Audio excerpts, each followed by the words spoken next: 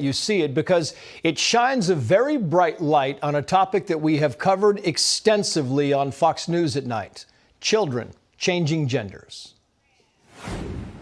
Well, a traumatized, vulnerable 12-year-old girl who was fast-tracked into the use of puberty blockers, cross-sex hormones, and a double mastectomy is now suing one of America's most prominent gender-affirming care practitioners. Let's bring in Detransitioner Clementine Breen and Campbell Miller Payne founding partner Jordan Campbell. Thank you both for coming on. Welcome to you, Clementine. It's great to meet you on set. Tell me why you are suing Dr. Olson Kennedy, one of these prominent doctors in the country. Well, as much as I'd like financial reimbursement for the medical costs that this has caused me, I am mostly doing this because there's a lot of speculation online that this doesn't happen. Nobody's fast-tracked into this, and the lack of gatekeeping in this process is really absurd, and people like me fall through the cracks. How old were you when you started? I was about 12 when I started on puberty blockers. What did your parents say? My parents were really resistant originally, and they were pretty strongly believing that I was not transgender, and they were told by my former doctor that I was at very high risk for suicide if they didn't agree to the treatment. And you were not? No, I was not suicidal at the time, and I only attempted suicide after being on testosterone.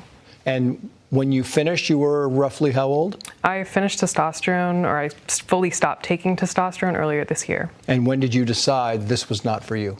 Earlier this year, after completing DBT therapy and sort of having to actually process my trauma for the first time, I sort of started thinking about my future and if I wanted to have children, and I couldn't imagine myself as someone's father. Jordan, talk, if you will, about the lawsuit. And I know you're trying to get this message out. What is the wider message you want people to take away from this?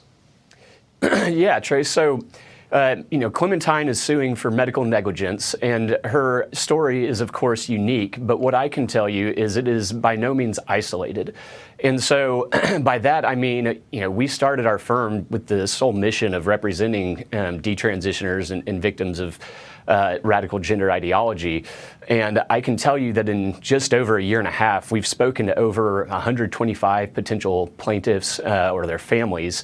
And you hear very similar stories over and over and over of vulnerable children and young adults who are fast-tracked absolutely into completely life-altering, life-destroying, and family-shattering treatments purported that they can never come back from. And it is by no means isolated. It's happening every single day to scores of children across this country. And that's what I'm wondering, because he says people think it's isolated, that these are very rare, and you're saying that's not the case. No, I know tons of people that have detransitioned and tons of children that have transitioned, even younger than me, starting medical treatments. I grew up around lots of people through the clinic that I saw my doctor through, and seeing people dismiss it is really disheartening to me. And what would you tell the younger you? What would you tell these younger people who are thinking the very same thing that you were thinking at 12 years old? I mean, for me specifically, I wish I could have told myself that there is no right way to be female, and that if I hate myself for being female, that doesn't mean there's something physically wrong with me that I need to buy a cure for.